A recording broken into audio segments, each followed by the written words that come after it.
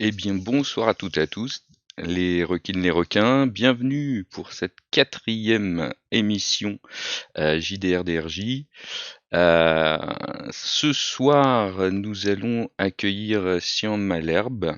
C'est Sian, on prononce Sian? Tian, Sian, ok. Tian, voilà. Sian Malherbe, et qui viendra nous parler un peu de lui et puis nous parler aussi de son univers, Gargilon. On fera un petit tour des news qui sont très très légères en ce début de mois de janvier. Ça va aller très très vite. Mais du coup, avant de faire ce tout petit tour de news, Sian, je vais te demander de te présenter rapidement, nous dire un petit peu qui tu es. Ouais, moi c'est Sian Malherbe, du coup j'ai 26 ans, je suis maître de jeu, organisateur d'événements grandeur nature et auteur. Et sinon, dans la vie à côté, je suis toujours étudiant. Voilà, j'ai fait des études de lettres et de cinéma et je me passionne pour tout ce qui est raconter des histoires en fait, en règle générale. Voilà, je sais Ce pas qui est, si, ce qui est pas mal quand on fait du jeu de rôle ou quand on écrit des romans. C'est plutôt bien. Ok, ok. Bon, on découvrira un petit peu plus, on découvrira tout ça un petit peu après. Mais donc on va juste faire, mais très rapidement, le tour des news, des nouvelles. Et il n'y a vraiment pas grand-chose de nouveau, en tout cas par rapport aux dernières émissions et aux dernières choses que j'avais pu présenter. Donc, euh, si vous êtes, si vous suivez pas mal Game on Tabletop, peut-être que comme moi, vous avez reçu un peu le planning de l'année, ou tout au moins du début d'année, des futures sorties, et une des sorties les plus proches, c'est celle de ce supplément pour Torg Eternity, qui est donc, qui devrait être le 10 janvier, je crois, en financement participatif.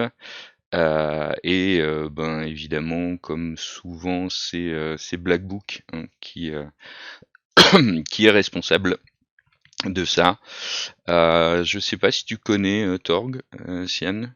non, jamais eu l'occasion J'ai jamais eu l'occasion de jouer ou de jouer. non. Donc là, bon, c'est pas le jeu est déjà sorti, mais c'est un supplément. Donc pour le 10 janvier, à suivre. On en reparlera sans doute dans 2 semaines pour la prochaine émission, parce que le financement sera en cours et on aura un petit peu plus d'infos. Ensuite, si on continue, alors il y a Yuigahama Bad Seeds chez les éditions du Troisième Œil. Donc là, c'est pas tout à fait un financement, c'est une précommande participative. Le jeu est déjà fait, les PDF sont déjà disponibles, et en gros, c'est plus une précommande pour avoir l'accès à une version physique du jeu. Je sais pas si tu as entendu parler de ce jeu. Non plus. Non. Donc c'est euh, Japon moderne, donc sur une petite ville côtière, époque moderne du Japon, mais avec présence d'esprit, donc un peu de mythe, un peu de choses comme ça, un peu d'horreur. Ça a l'air assez sympathique. Si je me trompe pas, je crois que le lot de PDF doit être à 25 € et la version PDF plus physique à 59. C'est encore précommandable, je pense, mais là c'est directement sur le site de Leto. Donc si ça vous intéresse, visiblement il y a beaucoup de fluff justement sur le Japon moderne, sur les modes de vie, etc. Donc et cette pardon, une description assez précise de la ville côtière, etc. Donc si ce genre d'univers vous plaît, et les univers nippons modernes, jetez-vous dessus. Et donc comme je vous disais, c'est quasiment tout ce qu'il y a. J'ai vu passer, mais c'est même en late pledge, donc c'est même plus le financement de base, la campagne Pathfinder, le caveau des abominations. Là aussi chez Black Book. Donc là on est plus sur de la préco que vraiment du financement. Donc la grosse campagne, donc c'est une grosse campagne en 3 parties je crois, qui là est réunie en un seul livre, une campagne qui permet de passer du niveau 1 au niveau 10, hein, le principe Pathfinder, hein, comme DD. Euh, tu es amateur des jeux à niveau, genre Donjons et Dragons, Pathfinder, etc. ou pas? Pas toujours. Pas toujours en jeu de rôle en tout cas.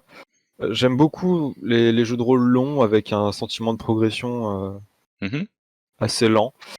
Euh, mais je trouve que la plupart le problème des systèmes à niveau, c'est que souvent il y a un point de rupture en fait, dans le jeu où passer à un certain niveau, ça casse complètement le jeu. Et je trouve ça assez rare les bons jeux de rôle à niveau, c'est-à-dire que moi ce que j'entends par bon, c'est vraiment que t'as vraiment ce même sentiment de progression et cette même enfin tu continues à découvrir le jeu d'une manière agréable que tu sois niveau 1 ou niveau 10 ou plus quoi.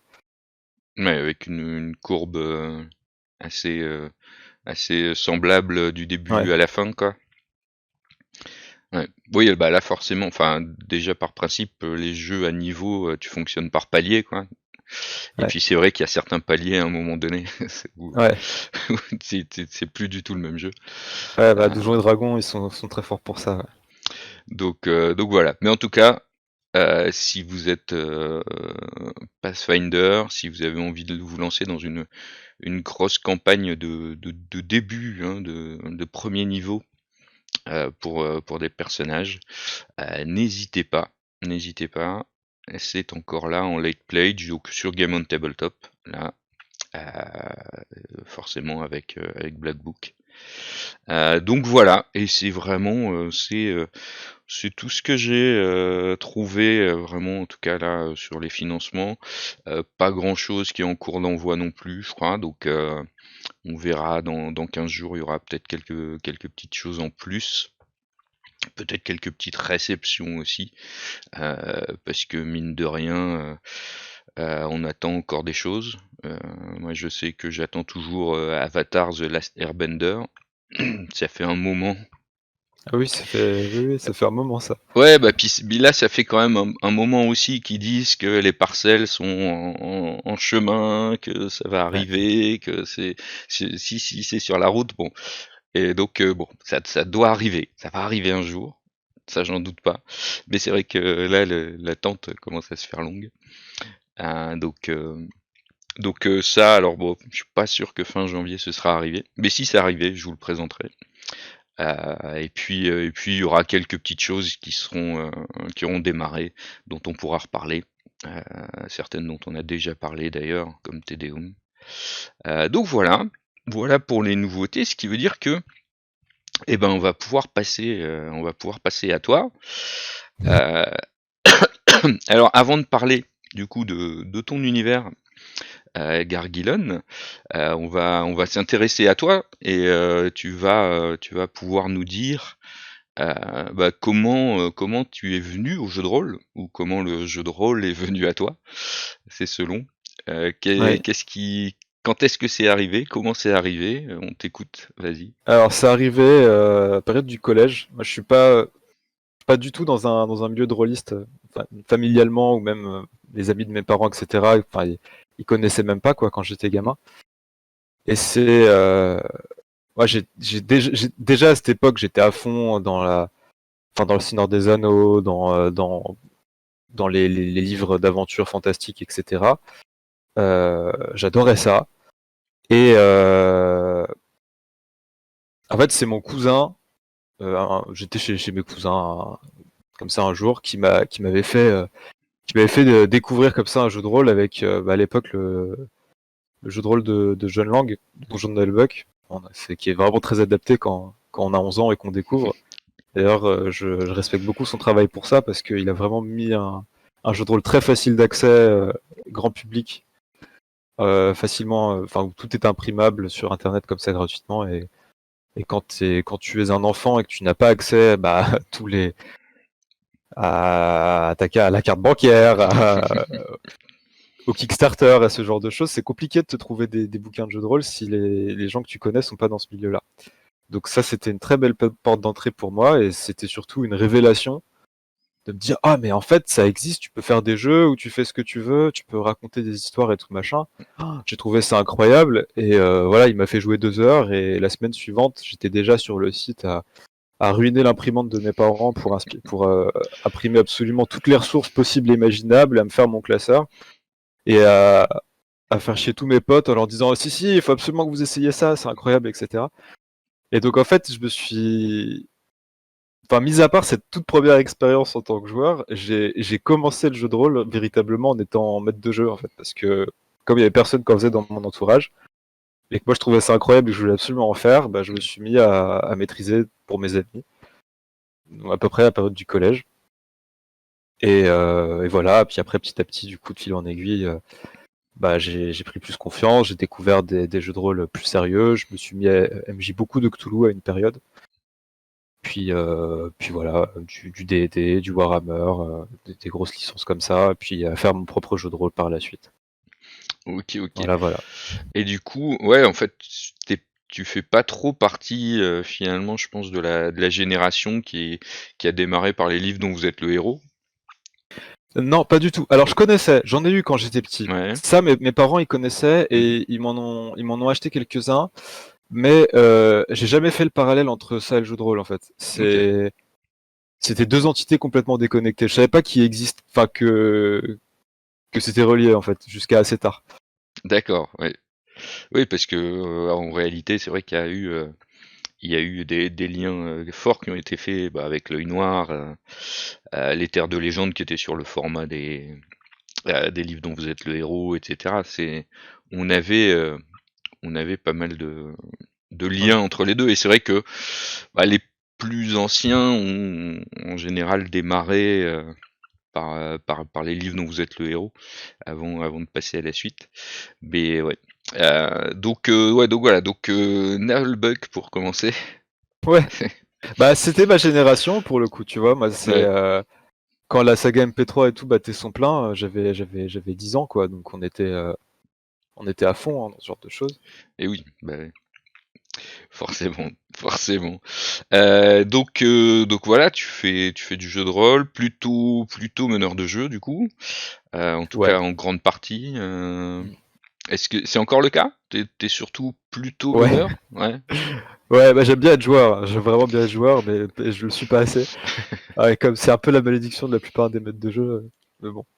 En vrai, je m'en accommode quand même pas mal parce que c'est vrai que contrairement à beaucoup de gens qu'il faut dire ce qui est, même s'ils peuvent être MJ, ils prennent vraiment pas de plaisir à l'être. Moi, ça va quand même. Je me retrouve bien dans ce rôle-là, donc c'est pas si grave. Ouais, je comprends, je comprends. C'est pareil, moi j'aime bien. J'adore être joueur, mais j'adore aussi être meneur de jeu. C'est un truc clairement qui continue de me faire plaisir. Et même si c'est vrai que des fois t'as l'impression de faire que ça, et tu te dis bah ouais, mais du coup je joue plus. Mais bon, en réalité, ça reste quand même un gros plaisir et des moments sympas. Euh, et donc tu nous disais que petit à petit, après avoir consommé des grosses licences, des trucs, Ouais. t'as eu l'idée de commencer à écrire ton propre univers? Alors Euh, ou pas? alors j'ai commencé à développer l'univers très jeune, hein. Ça c'est le délire de comme je te dis, j'ai été biberonné au Seigneur des Anneaux, à des trucs comme ça, donc j'ai pas vraiment attendu le jeu de rôle pour commencer à avoir envie de raconter mes trucs à moi. Ouais. Euh, non, en réalité, c'est assez tard que je me suis senti légitime de faire mon propre système de jeu et de faire jouer dans mon propre univers. Mais les Ok. prémices de mon univers, c'est toujours le même, hein. Ouais, j'ai commencé à le développer, ouais, avoir des premières idées de ce que j'allais faire à la fin du collège. Alors, évidemment, ça a énormément évolué depuis, mais il y a, mine de rien, il y a encore des trucs, des lieux dits, des noms de personnages, etc., qui datent de cette époque et que j'ai gardé parce qu'ils sont toujours cohérents et voilà. Donc c'est vraiment un peu on peut dire un projet de vie, quoi. Je suis pas encore si vieux que ça, mais c'est un peu un truc qui me suit depuis très jeune, en fait, ce truc-là. Et au-delà du jeu de rôle, hein, vraiment, voilà, c'est un truc c'est pour ça que le cross-média s'est fait assez naturellement Oui, et de manière assez ça, organique, en fait. bah, C'est pas venu après, tu sais, j'ai pas commencé à faire quelque chose en me disant ah ça serait bien de le porter sur d'autres plateformes ou je sais pas quoi. C'est que de base l'univers c'était une entité qui existait un peu en dehors de tout média et du coup j'avais envie de mettre en connivence ce que j'avais fait de mon côté avec bah je sais pas des histoires que ce soit du jeu de rôle, des romans, etc. ouais, parce que c'est une des particularités aussi, c'est que bah ouais, ton univers se décline sur plusieurs médias, sur plusieurs types de jeux, donc on l'abordera ça justement Ouais. après. Donc en fait, et c'était déjà le même univers que tu avais dès le début, ou est-ce que tu as eu plein de phases, plein d'univers avant de t'arrêter vraiment sur celui de Non, Gargillen? alors ça c'est un truc, j'en parlais avec un ami il y a pas si longtemps. C'est un truc qui est assez curieux parce que on pourrait se dire que effectivement il y a, enfin j'ai changé beaucoup de choses. Ouais. Dans le détail c'est vrai, mais dans la forme générale de l'univers, dans le projet global de ce que je veux raconter avec l'univers de Gargilon, et ben non c'était assez clair dès le début. En fait et ça m'étonne moi-même, c'est-à-dire que j'en avais pas conscience quand j'ai commencé à faire ça. Quand j'ai commencé comme tout jeune de 15 ans à faire ce truc-là, c'est un peu bille en tête, à essayer de poser des trucs sur papier et à voir un peu où ça va nous mener. Et en fait, je me suis retrouvé avec quelque chose qui me convenait bien et qui était, à mon sens, assez cohérent et pertinent, bah, assez vite par rapport surtout à la géopolitique. En fait, c'est bon. Après, ça empiète sur la suite. J'en reparlerai, mais je suis très vite arrivé à, si tu veux, une économie d'univers qui était très propice à ce que je voulais raconter et à ce que je veux toujours raconter. D'accord, Voilà. ok, ok. Bah, ouais, bien. Donc vraiment, c'est un univers qui te colle à la peau depuis longtemps, quoi. Ouais, on peut dire ça. Ouais. Ok, ok. Et alors du coup, bah justement, cet univers-là, comment il est né dans ton cerveau? Enfin, qu'est-ce qui t'a poussé à développer cet univers-là comme ça? Donc c'est Medfan? C'est Medfan. Voilà. Et c'est Medfan avec poncif du Medfan assumé. Ok. Moi, ce qui m'intéresse, c'est de justement, c'est pas d'inventer un énième univers Medfan où en essayant de me démarquer d'une manière ou d'une autre, alors que c'est comme pour les super-héros aujourd'hui, presque tout qui a été fait, quoi. Mm, C'est vraiment de jouer sur le fait qu'aujourd'hui, ça fait partie de notre patrimoine culturel collectif, que depuis Tolkien, tout le monde sait, enfin tout le monde voit ce qu'on évoque quand on parle d'un elfe, tout le monde voit ce qu'on évoque quand on parle d'un nain, et c'est des choses qu'on n'a plus besoin d'expliquer. Et ça, je trouve que c'est hyper fort, c'est-à-dire que tu présentes de base des poncifs mhm. que t'as pas besoin de justifier, alors que c'est des choses qui n'existent pas. Et moi, ce qui m'intéresse surtout, c'est d'interroger ces poncifs-là, en fait, c'est de les articuler entre eux, dans un monde où il y a pas mal de politique et de choses comme ça, et d'interroger la symbolique, ce que ça représente, et tout ce qu'on véhicule avec ces symboles comme ça qu'on a un peu tous acquis. Et du coup, est-ce que c'est tes écrits ou tes scénarios qui questionnent ces espèces d'archétypes et ces poncifs, ou est-ce que ce sont les personnages eux-mêmes et les entités elles-mêmes qui questionnent finalement leur propre archétype? Les deux, les deux, et ça va assez ensemble. Je peux donner des exemples hein, si Ouais, tu veux vas-y, qui sont vas-y. assez concrets. Par exemple, les nains, dans la fantasy, généralement, bon, on les voit, ils sont dans les montagnes, ils creusent des mines, ils ont beaucoup d'argent, et souvent ils sont sur le déclin.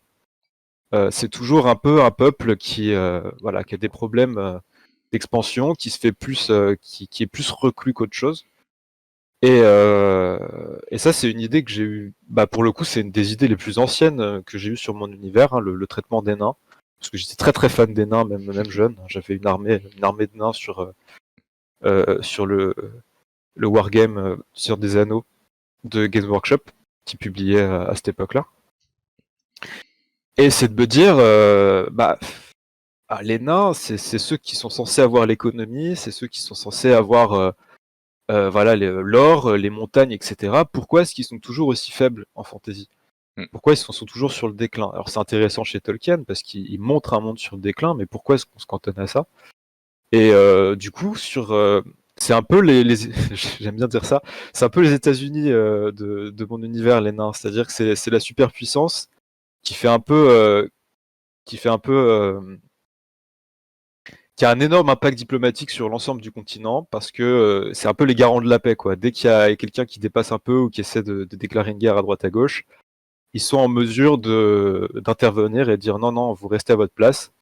Parce que l'île, c'est un espèce de statu quo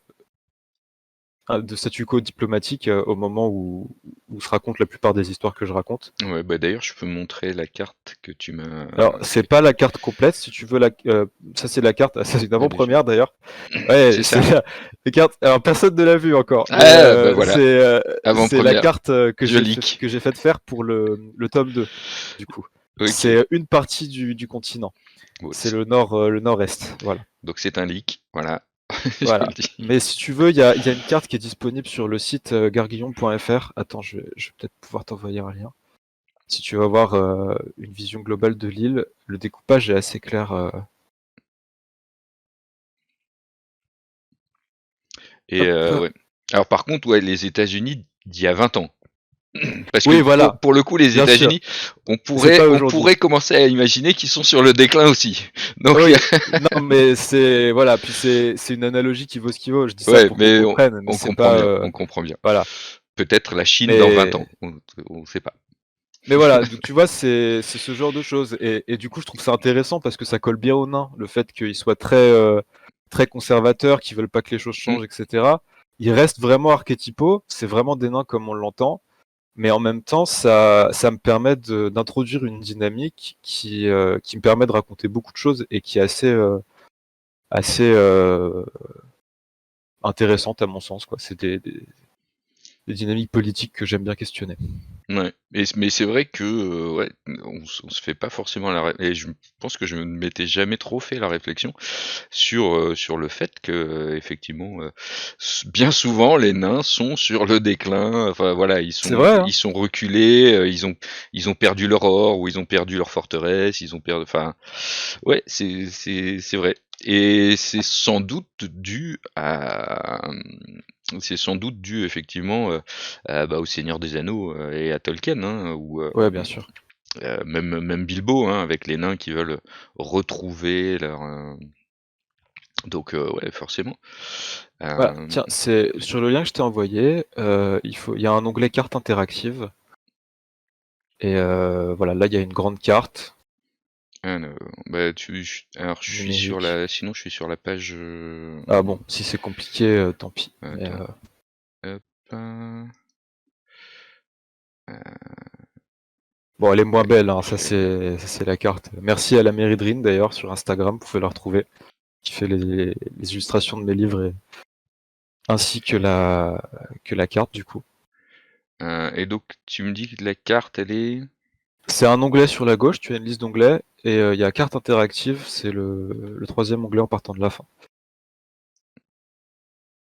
Alors,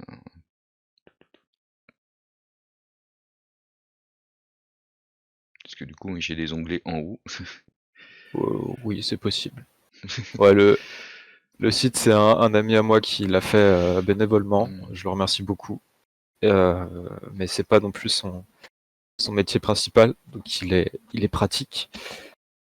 Mais il y a des fois des petits problèmes d'ergonomie, notamment sur téléphone ou quoi. Euh, Mais c'est déjà super qu'on ait ce support. Bah pour le coup, ouais. Ah oui, si, c'est quand on est sur le truc de l'univers, ouais. Hop. Alors, est-ce qu'il y a moyen? Hop. On va l'enregistrer là. PNG, donc ça devrait passer. Hop. Donc là, ouais, je vais juste montrer l'image, je pense. Mais de toute façon, j'ai fait un petit. On va fermer et on va rouvrir pour que ça s'actualise. J'ai fait un petit point d'exclamation Gargilon sur normalement sur le chat. Je l'ai pas testé. À voir si ça fonctionne. Si les gens veulent aller voir le site. Ouais. Alors, eh ben, du coup, non, il n'affiche pas la carte. Bon, c'est pas très grave, hein, sinon. Ouais, bon, Je au peux pire. essayer. On peut continuer, puis au pire, je t'envoie une capture d'écran si jamais j'arrive à le faire. Bah sinon, je peux aussi essayer de faire une capture d'écran. Quoique ah ouais, la carte est grande, il faudrait que je diminue. Mais donc, cet univers. Et du coup, le nom, il vient d'où? Bonne question, Donc, ça. bah en vrai, c'est extrêmement simple, comme beaucoup du coup de successeurs à Tolkien. Moi, je me suis aussi intéressé à la linguistique. J'ai créé. Bon, c'est pas, je cherche pas à le faire au niveau de Tolkien et ça n'aurait pas d'intérêt. Je veux dire, il l'a déjà fait à un niveau qui est tel que le Singer ne rime pas grand chose. Mais cependant, c'est quand même quelque chose qui m'amuse beaucoup à faire. Écrire du vocabulaire, des règles de grammaire pour les différents peuples. Je trouve que ça donne toujours un certain cachet quand on est capable de faire parler certains personnages dans d'autres langages. Et Gargilon, en fait, c'est bêtement l'île du Garg.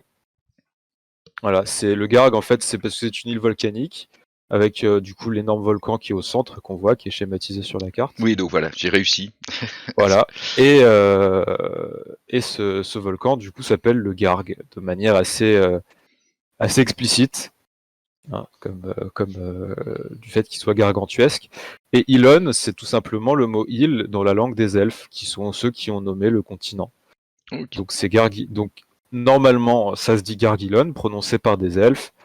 J'accepte aussi Gargilon ou d'autres prononciations parce que après tout, voilà, vu que c'est tiré de la langue des elfes, il y a fort à parier que les humains, par exemple, chez eux, le nom a évolué et qu'ils ne le prononcent pas forcément pareil. Oui, c'est ça. Et puis s'ils ont une tendance à être français, ils vont carrément changer le nom. Hein. Voilà. Donc, mais et oui. dans l'idée, c'est ça. Voilà, c'est pour ça que ça s'appelle comme ça, tout bêtement. Ok. Et donc, ouais, tu parles d'un continent. On est sur un format, Ouais. parce que tu disais île, continent. C'est une île-continent, voilà. C'est l'Australie, grosso modo. Ok, ouais. D'accord. On sait pas, ça reste une île, hein, on sait pas ce qu'il y a vraiment au-delà. Si ça se trouve, il y a d'autres contrées, d'autres choses. Enfin, peut-être que moi je le sais un peu, mais en tout cas, on ne sait pas. Et mais pour le moment, ce qui m'intéresse, c'est surtout de raconter ce qui se passe ici. Voilà, d'avoir sur un espace restreint comme ça et fermé. Pour moi, c'était important qu'il n'y ait pas de terrain incognita. Tu vois, qu'il n'y ait pas de zone de la carte qu'on ne connaisse pas, enfin, mis à part les océans. Parce que ça permet vraiment de fonctionner en vase clos et d'interroger les dynamiques entre les différents peuples, et c'est ça qui m'intéresse le plus. Ok. Voilà, surtout pour le jeu de rôle. Alors, sur les romans, c'est des intrigues un peu différentes. C'est-à-dire, c'est plus le sous-texte, quoi. Mais... Oui, alors du coup, alors je vais d'abord poser la première question qui m'était venue, et puis après on fera justement le pont avec les jeux. Ton univers, est-ce qu'il est fini historiquement? C'est-à-dire, est-ce qu'il y a un point final à cet univers? Non. Ou pas, voilà. Non, quasiment tout se passe au présent. Il y a le passé est globalement bien défini. Il y a toujours des choses où je laisse de la latitude parce que je trouve que ça sert à rien de trop bourrer une timeline d'un coup. S'il y a des idées qui viennent plus tard, etc., et qu'on peut toujours étoffer. Mais en tout cas, oui, il y a un passé, il y a une genèse, il y a il y a des explications historiques sur un peu tout ce qui s'est passé et le découpage actuel de l'île. Et c'est ce point de départ sur lequel je me base pour les histoires. Et non seulement il n'y a pas de finitude, mais d'autant plus que il y a beaucoup de choses qui se déroulent selon ce que les joueurs font, notamment dans les événements grandeur nature, et qui me donnent des pistes. Parce que moi, c'est aussi un peu une manière d'écrire de manière collaborative, quoi, de faire des jeux de rôle. Ouais. Ça dépend ce que les joueurs font, etc. Et des fois, moi, j'attends de voir moi-même où ça va aller, quoi. J'ai balancé toutes les billes dans un espèce de grand saladier. Et je suis le premier curieux de voir ce qui va en ressortir. Ok, ok. Donc il y a, en gros, t'as les événements de tes romans. On reviendra un peu sur les romans après. Donc ils racontent une histoire. Mhm. Et puis après, il y a ce qui se passe donc dans les grandeurs nature. Ouais. Ou quand tu fais des parties de jeux de rôle. Est-ce que c'est en parallèle finalement? Est-ce que c'est deux timelines différentes? Ouais. Ouais. Moi, j'aime bien employer l'expression de trame cousine. Ok. C'est-à-dire que ce ne sont pas la même succession d'événements, Mhm. mais il y a énormément de porosité. C'est assez amusant d'ailleurs quand on connaît un peu les deux trames de faire le point sur les différences, etc. C'est-à-dire qu'il y a des événements qui se passent de la même manière sur les deux trames, Mhm. mais elles n'évoluent pas pareil pour autant. La principale différence, c'est que dans les romans, les personnages principaux, c'est les personnages des romans. Donc c'est les trois orphelines qu'on suit la plupart du temps. Moi, ça m'intéresse pas de faire un grandeur nature où je fais venir des gens pour leur dire voilà, vous êtes des faire-valoir et ceux qui font vraiment avancer l'histoire, c'est ces trois personnages-là parce que de toute façon, c'est les héros des romans. Mhm. Donc les personnages principaux existent toujours, mais ils sont beaucoup moins efficaces, ils ont beaucoup moins d'importance dans la trame pour que justement ils puissent ne pas faire de l'ombre aux joueurs et les joueurs prennent plus de place. Et du coup, c'est des enjeux c'est une manière de raconter à peu près la même histoire. Il y a des événements assez communs, mais sur un média différent, donc d'une manière différente, parce que du coup, voilà, il y a enfin, je vois pas, je vais pas répéter, je pense si je continue, mais ouais, Ouais, non, mais c'est voilà. ça. En gros, à la base, il y a quand même une trame commune, Ouais, et peut-être même des événements de départ, voire des événements intermédiaires qui sont presque obligés d'arriver. c'est Mais ça. après, ça part un peu en étoile, en multivers. On Voilà. est sur des choses qui peuvent changer, quoi. Pour donner un exemple sans spoiler, si je compare à une histoire que tout le monde connaît, on va prendre Harry Potter. Imaginez dans les romans, grosso modo, Voldemort, il est arrêté par Harry, Ron et Hermione. Et il y a d'autres personnages qui interagissent, mais c'est surtout leurs actions à eux qui font que l'histoire se déroule comme ça. À imaginer que dans l'autre trame, il faut toujours arrêter Voldemort, il y a toujours les mêmes problèmes avec les Mangemorts, il y a toujours les mêmes événements à Poudlard qui se passent. Mais si on retire la plot armor d'Harry, Ron et Hermione et qu'on fait jouer à la place tout Poudlard, on s'imagine bien que les choses vont être traitées et vont évoluer différemment, Mm. même si les ambitions sont les mêmes. Voilà, c'est vraiment ça l'idée, quoi. Ok, ok, ok. Ben, très bien. Bah, on peut peut-être, bah, je sais pas, de quoi tu préfères parler d'abord? Est-ce que tu préfères parler d'abord des romans, du GN, ou de ce que tu fais avec en JDR? Comme tu veux. Tu choisis finalement quelle première voie on va suivre. Euh... On peut peut-être commencer par parler du JDR et du GN. C'est deux choses qui vont assez ensemble. On est Ouais, principalement là pour ça. ok, ok. Et ouais, on verra après pour les romans. Alors donc, tu crées ton univers. Tu beaucoup d'idées, commences à le faire jouer en JDR, du coup, avec tes amis. Ouais, en association, j'ai fait d'abord. Ouais. J'avais les toutes premières sessions, c'était avec des rôles que j'avais pris, des personnages que j'avais écrits moi-même. Et ça se passait donc en Pérasie, qui est l'un des trois pays humains. Et c'était une histoire, une intrigue très politique avec beaucoup, beaucoup d'événements. C'était une campagne en 5 ou 6 épisodes qui racontait un peu un complot intérieur dans le pays avec une histoire de branche de la royauté, de l'ancienne royauté qui réclamait des terres, etc. Et qui faisait sécession avec le pouvoir actuel. Mhm. Et tout ça avec un peu un espèce de délire à la menace fantôme, où en fait il y a une autre puissance derrière qui avait un peu tiré les ficelles entre les différentes familles de la noblesse péruvienne pour en fait faire la main basse sur le pays, quoi. C'est un peu, voilà, donc des enjeux très politiques, très très centrés sur les mondes humains, avec assez peu du coup je parlais des nains, etc. Mais voilà, c'est aussi une particularité de mon univers, c'est qu'en fonction les pays sont très ethnicisés, c'est-à-dire qu'en fonction de l'endroit où on est, il y a quasiment que des humains, quasiment que des elfes, quasiment que des nains. Mhm. Et et chaque région a vraiment des thèmes assez différents, quoi. Donc voilà, les histoires comme ça d'intrigue politique, il y a ça un peu chez les elfes de toute manière, mais c'est surtout chez les humains qu'on les retrouve comme ça.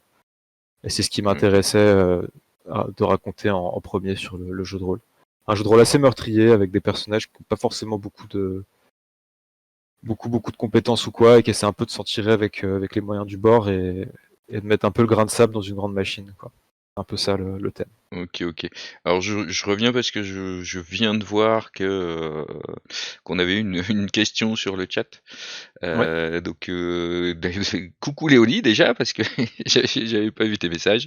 Et du coup, qui a fait la carte? C'était la question. Qui a dessiné Alors la carte. cette Alors du coup, carte-là? Et puis bah l'autre ouais. du coup, j'imagine que c'est la Mérédrine. Oui, c'est ça. Alors cette carte-là, c'est le designer du site, donc Alex Tao, un ami à moi, qui a, a vectorisé en fait un dessin que j'avais fait moi à la base, parce que j'ai fait Ok. des croquis et beaucoup évidemment de cartographie moi-même. C'est juste que je les montre pas parce que c'est pas des travaux. Enfin, je suis pas dessinateur. C'est pas des travaux extrêmement propres. Mhm. Mais effectivement, au brouillon, j'ai énormément de ces ressources-là. Moi, j'ai fait beaucoup de cartes, etc.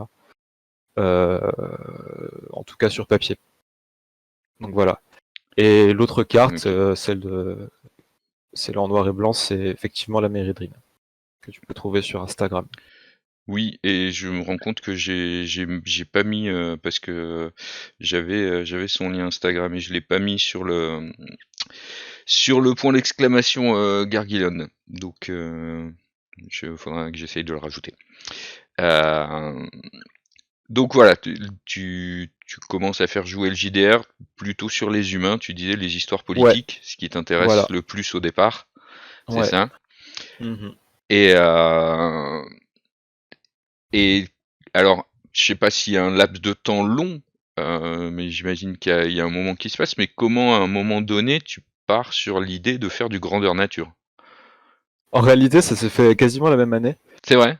Ouais, Ah en ouais. fait, alors, déjà, moi, comment je suis venu au GN? C'est vrai qu'on en a pas parlé, mais Ah oui, c'est vrai. c'est bon, rapidement. J'ai eu un peu le même déclic, si tu veux, avec le JDR. C'est-à-dire qu'un repas de famille ou quoi, je faisais, là, pareil, fin de collège, j'étais à fond dans le jeu de rôle.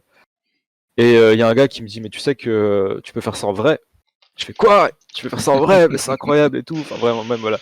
J'ai refait la même scène qu'avec mon cousin 5 ans plus tôt, quoi. Et j'ai bassiné tout le monde pour essayer d'y aller, alors que quand t'es mineur, c'est très compliqué, surtout quand tu vas pas avec tes parents qui, eux, bon, ils étaient pas du tout là-dedans, quoi. Ouais. Et pareil, par frustration, du coup, moi j'ai commencé à organiser des trucs juste avec mes potes et tout, parce qu'on avait la chance d'avoir une maison dans le sud de la France, dans un endroit qui est très sauvage, etc. Et c'est assez scénique, quoi. Pour le coup, ça fait vachement Seigneur des Anneaux comme endroit. Ouais. Collines de Haute-Provence et tout, c'est voilà. Et du coup, j'avais commencé à faire des trucs sur un jour ou deux pour, je sais pas, une dizaine, quinzaine de joueurs, des genres de murder un peu médiéval pour mes potes et tout machin. Et je kiffais vraiment ça. Et voilà, après, du coup, majorité atteinte, j'ai commencé à faire des événements moi-même, à partir avec mes potes et tout machin, et en faire en tant que joueur. Et Alors puis, j'ai t'as fait fait. quel, pardon, t'as fait quel GN? Est-ce qu'il y a des trucs un Ouais, peu. bah, moi, j'ai commencé par Kando, comme beaucoup de gens. Je Mhm. sais pas, parce que. Bah, quand t'es pas du milieu et que tu connais pas, c'est assez secret hein, le GN en général, c'est-à-dire que plus t'en fais, plus t'en connais, mais quand t'en fais aucun, Oui, c'est ça, c'est compliqué de tomber sur un GN quoi. bah, ça reste une niche quand même. Il n'y a pas Mm. 50 millions de personnes C'est ça. qui font du GN. Et du coup, ouais, j'avais commencé par Cordos, qui m'a permis de rencontrer beaucoup de gens du milieu, etc., et de trouver des trucs qui me conviennent mieux. J'ai fait quand même pas mal d'années à Cordos, hein, parce que voilà, puis ça m'a vraiment lassé. Je suis pas, c'est pas trop, c'est de moins en moins mon truc les masses LARP comme ça. Puis là, jusqu'à récemment, maintenant on en fait en Allemagne et tout. Je suis allé à Conquest cet été, pour ceux qui connaissent, D'accord. le Bon, plus grand GN du monde. j'ai rajouté la page Instagram de la mairie de Rennes sur Et le. ok, super, merci beaucoup. Et donc, comment j'en ai organisé vraiment Oui, officiellement, alors, et au-delà comment à un que pour moment mes potes donné. à faire des murders Ouais. et tout, c'est parce que j'ai fait un service civique d'1 an dans une association sportive de Shambara. En fait, je donnais des cours de Shambara qui est c'est du kendo, mais avec plus d'armes. Et puis, c'est moins traditionnel que le kendo, c'est plus basé sur le combat. Et au lieu de se battre avec des sabres en bambou Mhm. et des protections assez lourdes, c'est des armes qui sont faites avec des boudins en mousse, qui ressemblent d'ailleurs assez. C'est assez marrant parce que c'est pas du tout relié au GN, mais ça ressemble un peu aux armes qu'on pouvait trouver en GN je sais pas, il y a 20 ans, quoi, avant qu'il y ait des artisans qui s'emparent du truc et qui fassent des répliques d'armes plus jolies. Ouais, non, non, mais il y a 30 ans, on savait déjà faire des belles armes. C'est vrai. Je peux t'assurer que j'ai pas fait beaucoup de GN, mais Mm. avec les potes, on s'était amusé à faire nos propres armes, justement en achetant des trucs alors genre les tapis en mousse de chez Ouais, ouais, Decathlon, ouais. et puis à mettre dessus des couches de peinture et puis je vais plus retrouver le nom. Petit Ouais, problème de vocabulaire. de latex. Ouais, voilà, du latex vulcanisé à froid. Voilà. Mm. Je me Mais souviens bon, de ça. Mais donc, mais on faisait déjà des trucs. Bon, c'est sûr que c'était très expérimental et puis très artisanal, hein. Mais on faisait des trucs, mais effectivement, t'avais pas des boîtes qui étaient capables de te sortir à la chaîne plein d'armes ouais. magnifiques. Mm, mm. C'est sûr. Et donc voilà, et je donnais des cours dans cette association, des cours d'escrime du coup, et je me suis formé en parallèle à l'escrime ludique parce que je trouvais que le parallèle était intéressant. Et ça m'intéressait vraiment d'essayer de défendre Comme il y a beaucoup de combats en GN en règle générale, de défendre un combat un peu plus maîtrisé déjà pour des raisons de sécurité. Mhm. Et puis aussi parce que quand tu t'y connais un peu, c'est pas forcément pour la gagne ou faire de la compète en GN, ça n'a aucun sens à mon sens. Mais c'est voilà, avoir une meilleure maîtrise parce qu'après tu peux plus aussi t'amuser à sans être dangereux et puis aussi à faire des scènes qui sont plus belles, qui sont plus belles pour tout le monde quoi. Où t'as des beaux affrontements etc. C'est aussi un peu mon dada. Et du coup, grâce à cette association, dans le cadre de mon service civique, bah, j'avais décidé de faire un projet un peu cross-platform encore, mais enfin cross-communauté en tout cas. Et c'est-à-dire d'emmener les chambaraïstes, ceux qui faisaient du chambara en GN, avec l'argument de leur dire, bah voilà, vous passez votre année à vous battre dans des dojos en salle enfermée, etc. Moi, je vous propose d'essayer de vous proposer un contexte un peu immersif où vous allez avoir des situations de combat plus réalistes, quoi. Limite, enfin plus réalistes, ça reste du GN, hein, Oui, mais mais plus réalistes en tout cas psychologiquement. c'est ça, où tu mets un Voilà, enjeu, tu mets un c'est ça. véritable enjeu autre que l'entraînement ou le duel que tu vas faire. Voilà. Et je m'étais aussi, c'était avec une association avec laquelle j'avais découvert Kando, c'est le chapitre des Flammes Blanches, qui maintenant a complètement changé et se concentre sur l'organisation d'événements. Et je travaille avec eux. C'est avec eux que j'organise encore les événements aujourd'hui. Et en gros, l'idée, c'était aussi de faire venir des GNistes pour pour leur apprendre un peu plus à se battre. Et voilà, donc c'était un espèce de GN, stage d'escrime, mais avec quand même des grosses ambitions scénaristiques, parce que j'avais quand même ma petite idée derrière la tête. C'était aussi l'occasion d'y placer un peu tout le lore que j'avais développé dans les jeux de rôle et tout ça par ailleurs. Et on a fait ça dans un château en Bretagne, c'était à guichet fermé, et ça a super bien marché, tout le monde était trop content.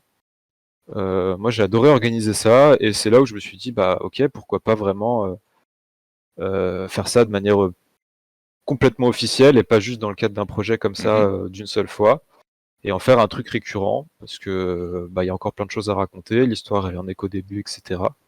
Les gens sont hyper motivés pour revenir. Et depuis, ça a grossi. On a fait l'édition 2, l'édition 3, qui arrivait avec un an de retard à cause du Covid. On est monté du coup jusqu'à une centaine de joueurs. On aurait pu être 120 à Garguillon 3, mais on n'a pas voulu le... Il y a eu des désistements à cause du Covid qu'on n'a pas voulu remplacer, parce que comme c'était encore une période qui était difficile, Un peu compliqué, bah oui. on voulait pas Forcément, qu'il y ouais. ait plus trop de monde. C'est forcément, ouais. Les GN dans les 3 ans qui viennent de passer, c'était pas le plus simple à faire. Voilà. Donc oui. Bah d'ailleurs j'ai mis voilà la petite affiche Oui, pour merci. c'est le prochain, j'imagine. Ouais, le prochain, Voilà. voilà. Je peux en parler plus spécifiquement. Donc là, on a fait cette trilogie-là qui racontait un peu une série d'événements qui s'est clos. Et là, on est parti sur une nouvelle intrigue. Il y a une guerre qui s'est vraiment déclenchée, qui couvait en fait au fil des 3 événements. Et là, voilà, ça y est, la guerre est déclarée. Et du coup, comme c'est aussi pour moi un peu un théâtre d'expérimentation, les grandeurs nature, j'ai pas envie de m'enfermer dans une formule. Parce que ça demande énormément de temps d'organiser ce genre d'événement. Et je suis bénévole, je me fais pas d'argent avec ce genre de choses, ni d'ailleurs les autres organisateurs qui soutiennent le projet. On est complètement bénévole, ça nous coûte limite de l'argent, parce qu'avec les frais d'essence, etc., des fois du matériel qu'on investit et qu'on peut pas forcément se faire rembourser, ça nous coûte plus que ça nous rapporte. Et voilà, quitte à faire ça comme ça, tu vois, complètement bénévolement, etc. Moi, j'ai besoin et j'ai envie de faire des choses que je trouve stimulantes et qui me permettent de continuer à créer, à développer des choses, etc. Donc à chaque fois, on propose des formules qui sont un peu différentes. Ouais. Bah après, oui, c'est ça. L'avantage de pas chercher à gagner de l'argent dessus, c'est que t'as pas non plus besoin de satisfaire un public particulièrement qui redemanderait quelque chose, etc. Donc tu peux te permettre Ouais. d'expérimenter comme t'en as envie et de faire absolument ce que tu veux. Et puis Après, ça marche, c'est bien bien. sûr. Ça marche pas, c'est sûr que c'est un peu un peu décevant, mais Oui, c'est ça. Nous, on est toujours, voilà, on a toujours envie que les gens soient contents en sortant, ouais, évidemment, bien sûr. quoi. Mais effectivement, tu as plus de liberté pour expérimenter quand t'as pas une attente derrière qui soit pécuniaire, c'est sûr. Et du coup, donc tu disais, euh, tu t'as envie de changer des choses, donc qu'est-ce qui change? Qu'est-ce- Bah, le dernier événement qu'on a fait, donc qui était fait pour une centaine de personnes, ça se passait en Bretagne, sur un grand domaine qui est très beau, le domaine du château de Bridy, où il y a des grandes plaines, de la forêt, il y a des ruines, il y a des lacs, enfin il y a des rivières, c'est vraiment très très scénique comme endroit. Mhm. C'est là où on a fait les 3 événements précédents. Et généralement, le plot des 3 événements, même s'il y avait des différences, c'était des réunions diplomatiques un peu de crise, où les gens essayaient, des différents peuples du continent se retrouvaient ensemble pour essayer de pallier à des problématiques. Ok. Euh, et donc voilà. Mais ça, bon, ça obligeait de faire des enjeux qui sont un peu trop généraux à mon goût, parce que forcément, quand tu fais venir tout le monde, il faut impliquer tout le monde. Donc pour impliquer tout le monde, il faut présenter une menace qui est à l'échelle du continent.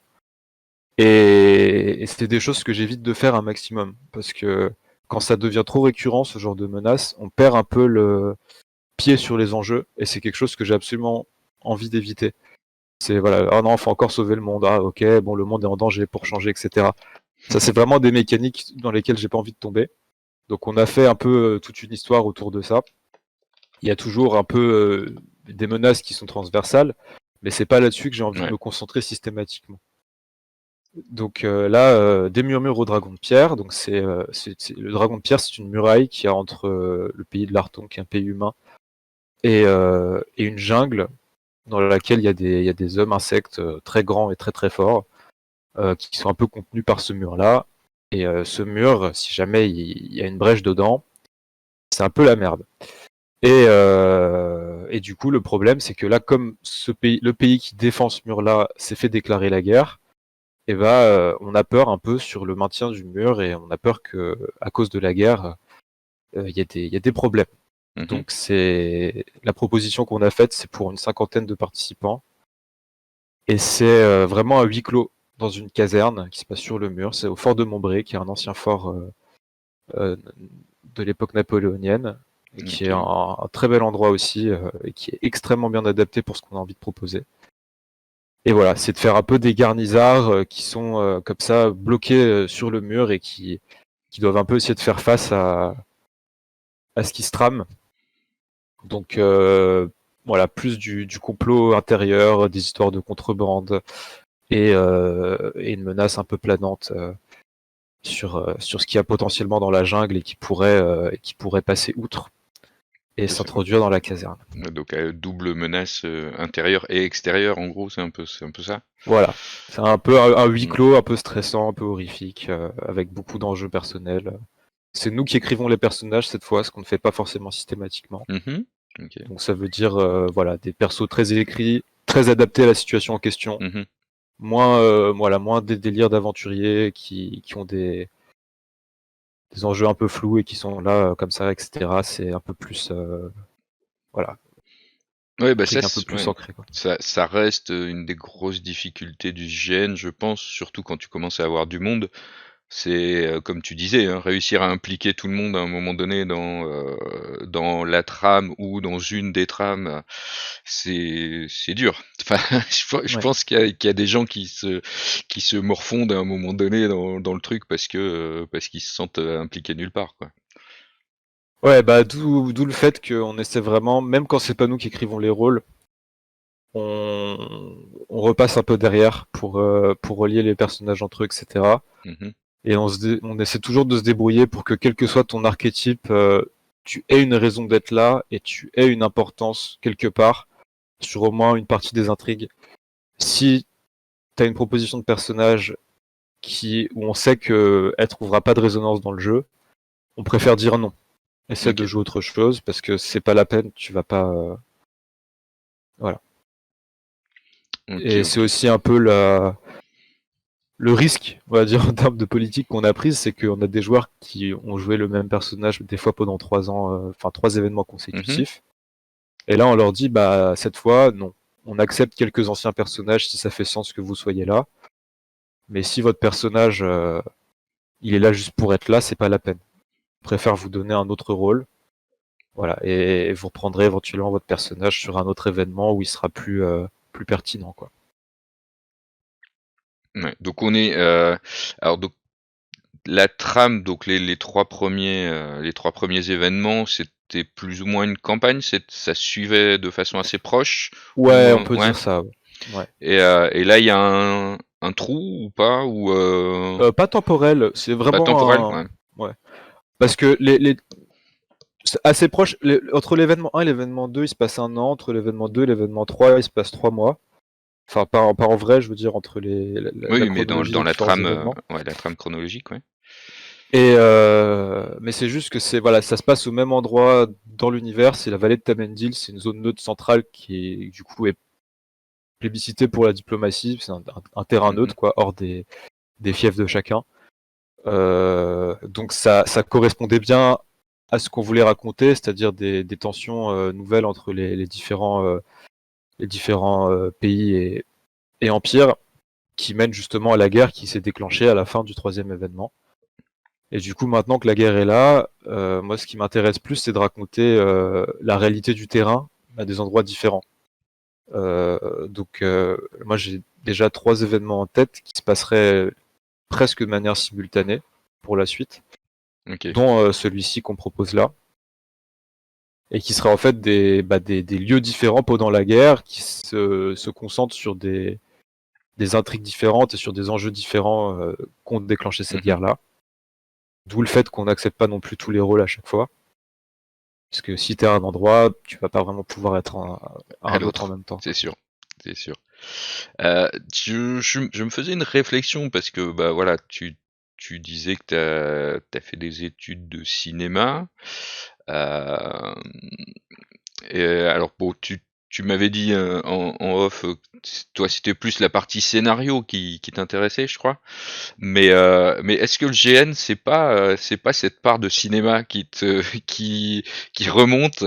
Parce que voilà, pareil, tu dis aussi que, dans tes histoires et cetera, tu bien, qu'il y ait du mouvement, dans la partie même des combats de GN, je pense que t'aimes bien, sans dire que ce soit scénarisé, mais que ce soit effectivement de l'escrime, non pas de compétition, mais de démonstration, quoi. Est-ce que c'est pas aussi ce petit truc-là qui t'a fait faire cinéma, peut-être à un moment donné aussi, Ouais, d'aimer l'esthétique de l'image, quoi. y a de ça. Alors, j'ai jamais été très bon en image. J'en ai fait un peu. C'est un peu ma bête noire. Moi, j'ai toujours été très myope et assez peu attentif à mon environnement, donc j'ai pas forcément l'œil de la photographie, on va dire. D'accord. Cependant, la mise en scène, oui, ça Alors, m'intéresse énormément. alors par contre, oui, du coup, qui est-ce qui a fait ça? Ah, ça c'est Timothée. C'est Timothée, c'est un de mes meilleurs amis avec qui on a organisé beaucoup de choses, un des orgas principaux avec moi. Du coup, bah, tu peux Et expliquer ce que voilà. c'est du coup cette vidéo. Donc, c'est Ouais, les trouvable sur YouTube, hein, conséquences. du coup. C'est trouvable sur YouTube, ouais. C'est Alex qui a fait le site aussi et Timothée qui ont fait ça ensemble parce que bon, nos événements sont assez denses, il se passe beaucoup de choses. C'est assez difficile pour les joueurs de suivre le fil, ne serait-ce que de la moitié de ce qui se passe. Et en plus, là, on avait fait tout un jeu un méta-jeu où il fallait de toute façon qu'on débriefe les joueurs sur les résultats de leurs actions après l'événement. Et du coup, on s'est dit, bah, quitte à le faire, autant le faire avec les personnages, euh, enfin, avec les personnages de la Guilde des Marchands que jouait du coup Timothée qui était organisateur, qui est un peu, voilà, l'ennemi politique des joueurs sur pas mal de choses. Qui leur a donné pas mal de fil à retordre et de les narguer un peu comme ça en leur racontant un peu tous les résultats des actions des joueurs, mais de son point de vue qui est assez biaisé et narquois sur la situation, quoi. Ok, donc ça, en fait, c'est une vidéo post GN, Voilà, une espèce de bilan.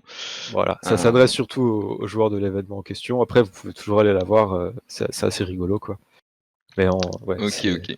Donc oui, parce que là aussi, je me dis, bah, finalement, on retrouve aussi ce côté de mise en scène euh, qui remonte aussi finalement. Enfin, j'ai l'impression, en discutant avec toi, qu'il y a l'envie de mise en scène, même si bon, tu dis que t'as pas trop l'image, toi, et que t'as pas, j'ai l'impression qu'il y a quand même cette envie qui est là.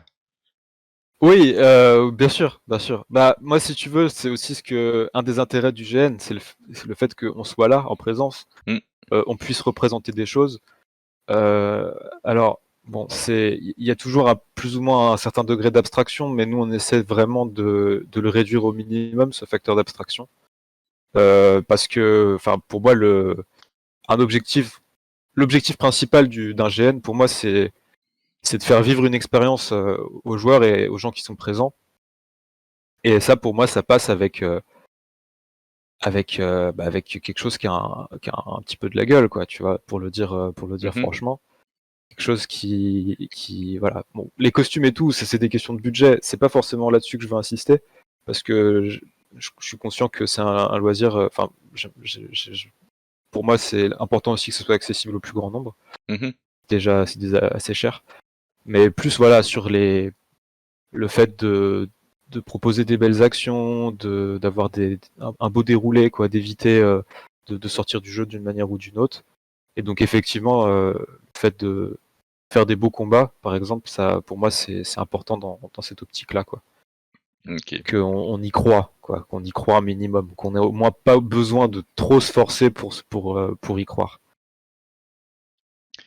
Mais Ok. cette vidéo, j'y ai pas participé du tout, hein. Ils l'ont faite sans moi, donc Ok. je ne prendrai pas le crédit. D'accord. C'est Mais oui, pas, non, comme voilà. je suis tombé dessus, je me suis dit, bon, Non, voilà. mais c'est sympa de l'avoir partagé, ouais.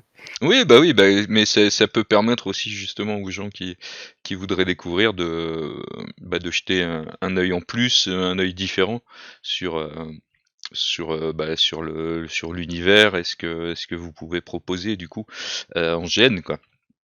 Ouais, Mhm. ouais. Donc voilà, c'est vraiment. Bah en plus, ça donne un peu l'aspect principal des GN, c'est-à-dire une très grosse densité géopolitique. C'est vraiment ce qui caractérise Oui, les parce que la GN. vidéo est pas forcément longue, mais elle est très dense parce Oui. que, alors sans spoiler, c'est un courrier finalement qu'écrit le personnage, c'est ça, et qui Mhm. est lu, qui retrace tout. Et donc c'est quand même très très dense. J'ai pas tout regardé, j'ai regardé rapidement le début, mais on sent bien Normal. que effectivement il y a beaucoup d'événements, il y a beaucoup de choses qui sont relatées dans cette courte vidéo. Ouais. On sent qu'il y a de la densité, c'est sûr. Alors, on a parlé des GN, du coup, que tu mets en place, qui existent, qui sont là. Et donc, il y en a un dans quelques mois, c'est en Ouais. juillet, hein, si je me La trompe pas. billetterie est toujours ouverte d'ailleurs, si ça vous intéresse, il reste quelques places. Voilà. Voilà, donc c'est 1er et 2 juillet 2023. Et donc, ce sera où exactement? Ce J'ai sera au pas fort compris. de Montbré. D'accord, C'est c'est dans. c'est à 1 heure ou 2 de Paris, dans l'Est, Ok. à côté de Reims, si je dis pas de bêtises. Ouais, normalement l'est de Paris, c'est ça. On va se rapprocher peut-être au sud de Reims, quelque chose comme ça. Ouais. Ok, ok. Donc, euh, donc voilà. On va revenir après sur les romans, mais les romans existent aussi. Enfin, en tout cas, le premier tome existe. Le deuxième tome a été financé il n'y a pas très longtemps. Ouais, Euh, est en cours de production. voilà. Mais le JDR sur table, Oui. toi, tu as fait jouer énormément parce que c'est ton univers, donc Ouais. tu as beaucoup fait jouer nombre de joueurs, tes amis, je suppose, au départ, et puis Ouais, j'ai peut-être fait d'autres 3 personnes. campagnes de JDR dans mon univers, et dont 2 en double table à chaque fois. Ok. Donc après, c'est difficile de faire jouer plus de gens. J'essaie déjà de faire jouer pas mal, mais Ah ouais, non, mais moi, de toute façon, au-delà de voilà. 4, j'ai plus envie de faire Donc, jouer, donc. on va dire, j'ai fait jouer entre 10 et 15 personnes, voilà, qui ont eu, Ok. entre Et guillemets, alors, la chance de double table, participer à ce genre de jeu. tu gérais comment? Tu faisais des sessions alternées ou tu... Ouais, je faisais des dates différentes pour chacune des tables. Et voilà, c'est 2 fois plus de travail, des campagnes différentes, plus pour chacune des tables. 2 Avec campagnes en une à pas chaque trop fois. d'interaction? Parce que ça reste un des problèmes des tables en parallèle, c'est quand il commence à y avoir des interactions entre les groupes, enfin, Non, ou l'univers des... est assez vaste et généralement je les fais Ok, aller pas du tout au même endroit. Donc les interactions, c'est avec des tiers souvent. C'est des PNJ qui ont interagi avec une des tables, qui ont eu une raison de se déplacer ailleurs et qui ont rencontré plus tard la seconde table. ok, Donc ok, c'est ok. pas, ça se gère très bien, ce genre d'interaction là. Au Donc voilà, contraire, ça apporte un peu de ouais. relief, qui est bien. Donc ce jeu de rôle existe, étant donné que ton univers est Ouais. quand même bien détaillé. T'as créé un système de règles pour, ou t'as récupéré Ouais. un système, t'as fait comment? Alors j'avais un système au D6, parce que le jeu de rôle est assez narratif. Enfin, j'ai fait un jeu de rôle assez narratif en premier Mhm. lieu, où il y a grosso modo des jets de dés avec des jauges de réussite. Euh, L'idée derrière, c'est que je voulais surtout avoir un système qui fonctionne pour les oppositions, quand il y a du combat ou quelque chose face à un autre personnage. Sur les tests, on va dire,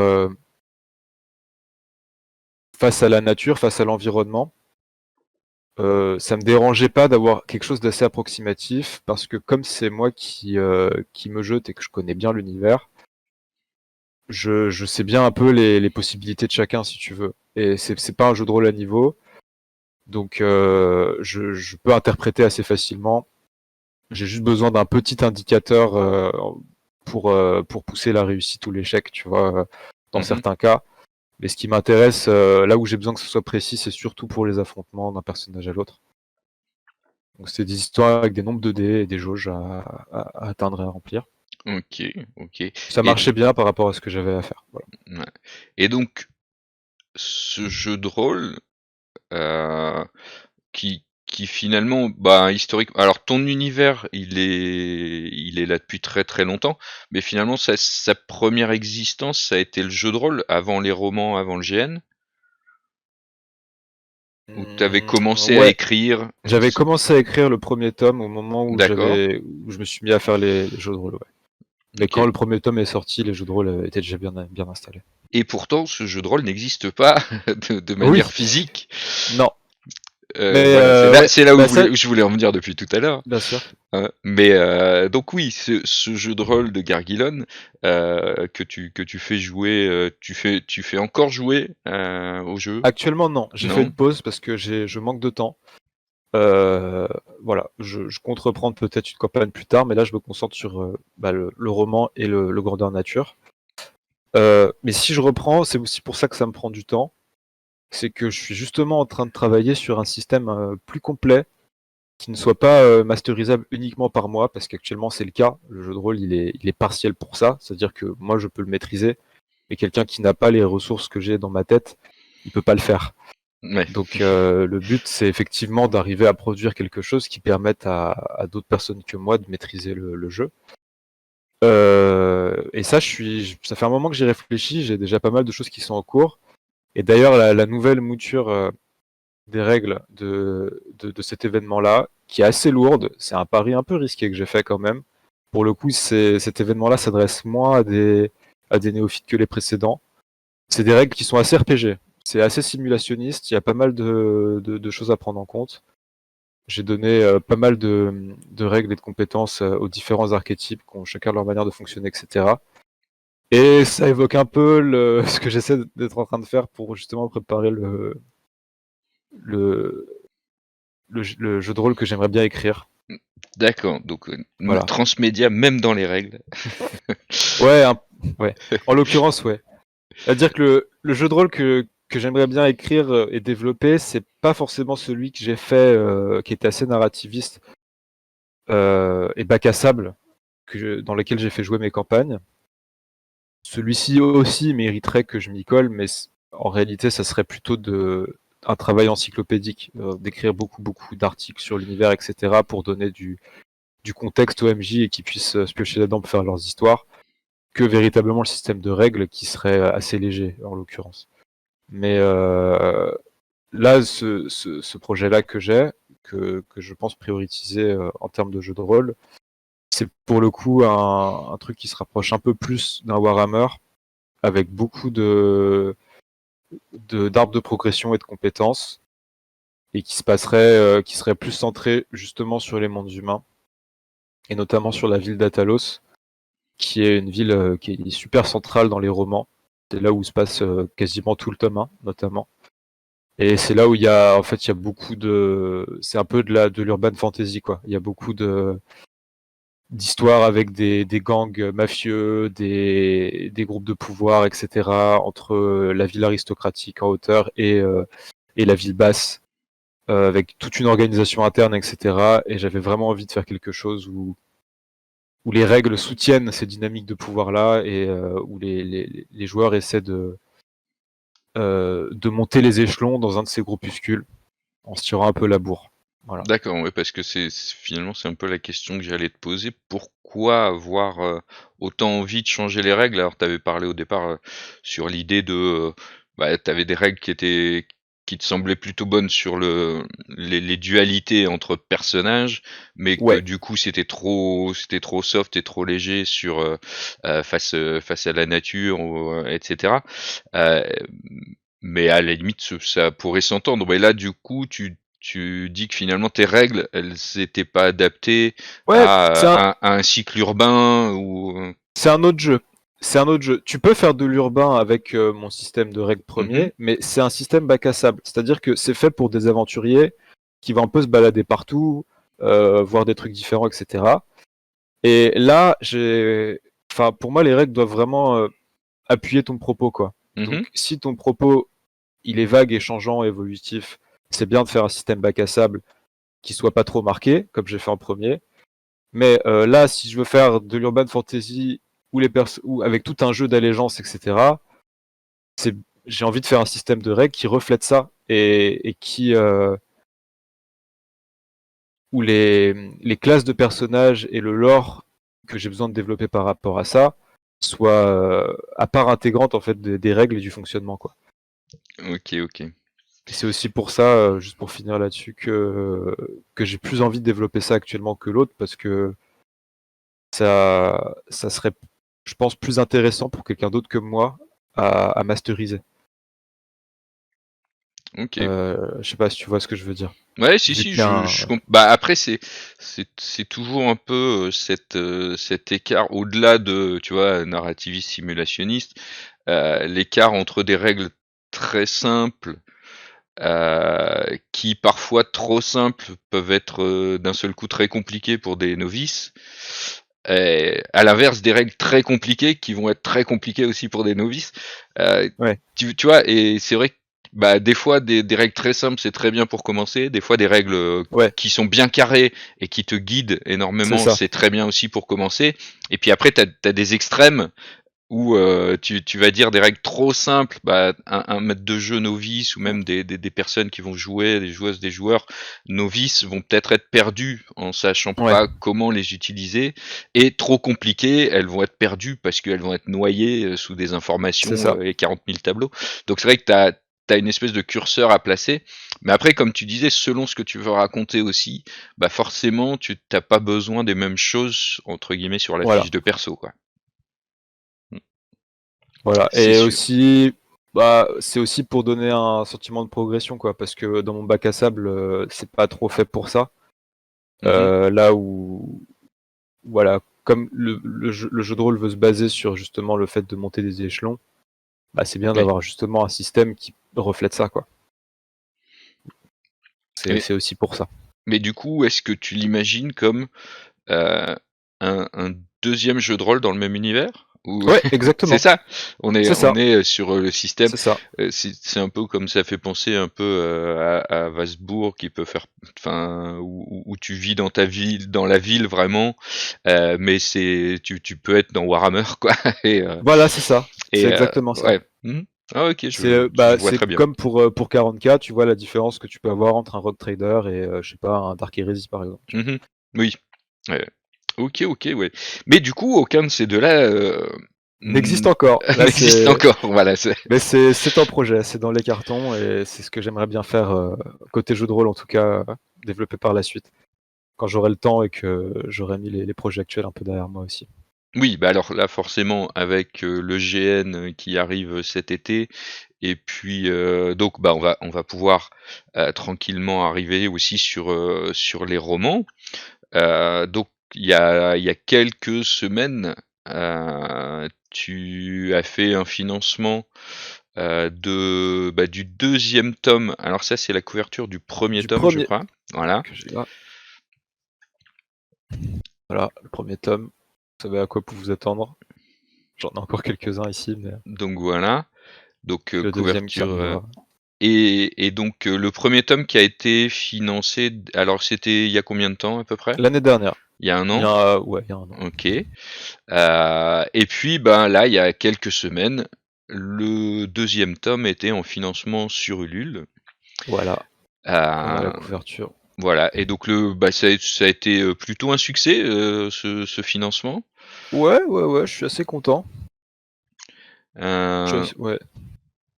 Est-ce que, alors après t'es pas obligé de est-ce que t'as eu plus ou moins de finalement de de commandes entre guillemets, tu vois, que pour le premier tome où c'était à peu J'en près ai eu pareil? plus.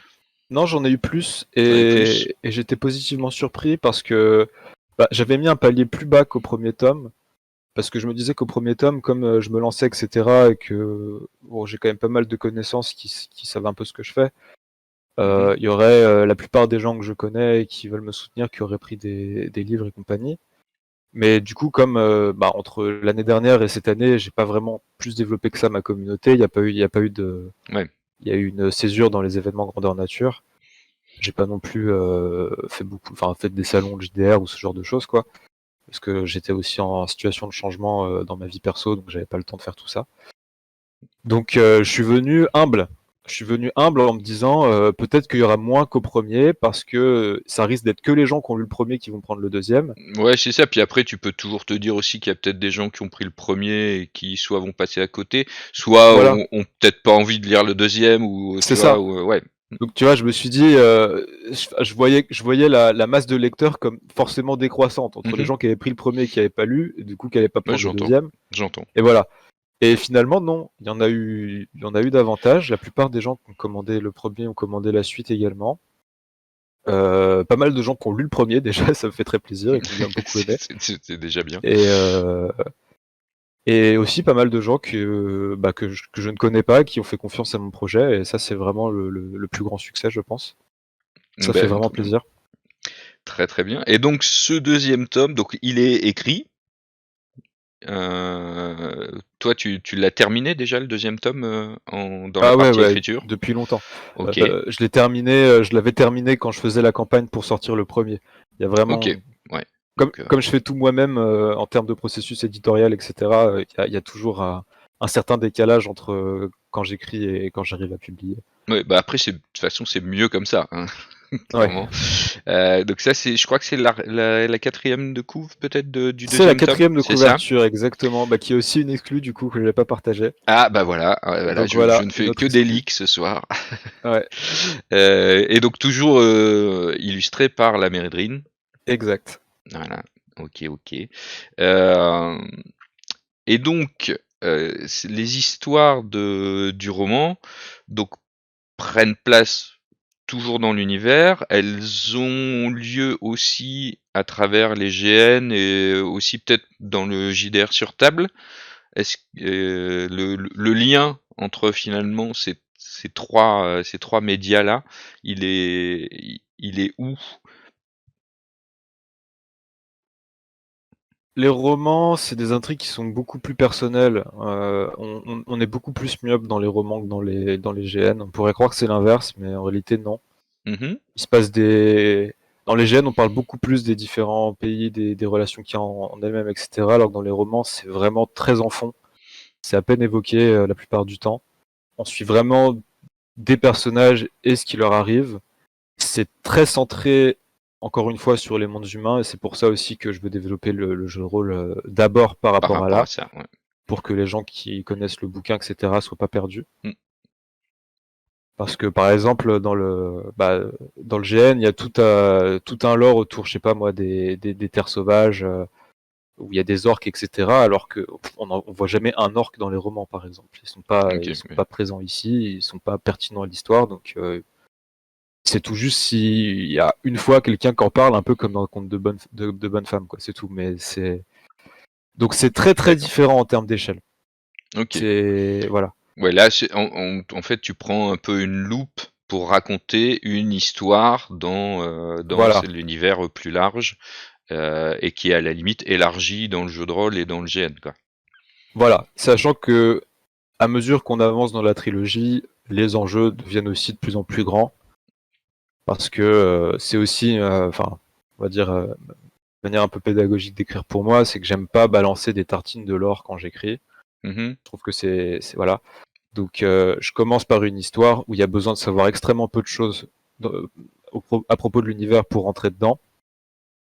Je balance des informations un peu sur le chemin au fur et à mesure, et puis le cadre se développe, quoi. On comprend de plus en plus que le monde est plus grand, qu'il y a plus de choses. Et à mesure que la trilogie avance, les personnages se déplacent plus, s'écartent plus les uns des autres, et on touche à des enjeux de plus en plus globaux, qui du coup résonnent de plus en plus avec ce qu'on traite en GN. D'accord. Mais voilà, ça c'est vraiment au fur et à mesure que ça s'installe, quoi.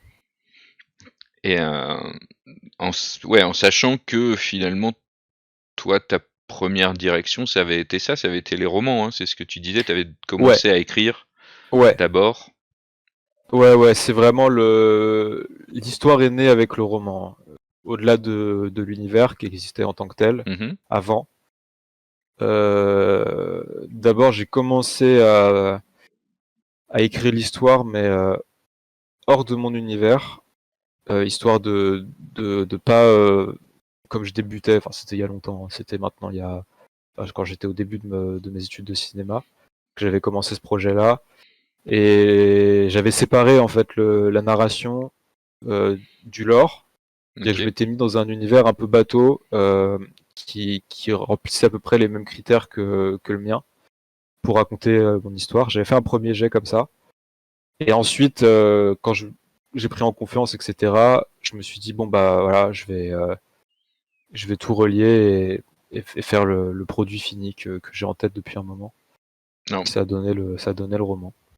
pour quelle raison tu l'as fait comme ça? Parce que tu dis ça te mettait un peu plus en confiance Ouais, de pas le faire dans ton univers directement. En quoi ça te faisait peur finalement? Enfin, euh, tu vois, quand tu développes une histoire en même temps que ton univers, tu as des risques de faire un univers qui tourne exclusivement autour de tes personnages.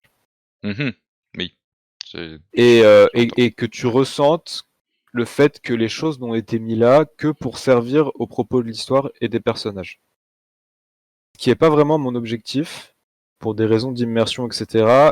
Je voulais vraiment qu'on ait cette impression d'univers plus grand et que l'univers ait une cohérence supérieure à celle de l'histoire.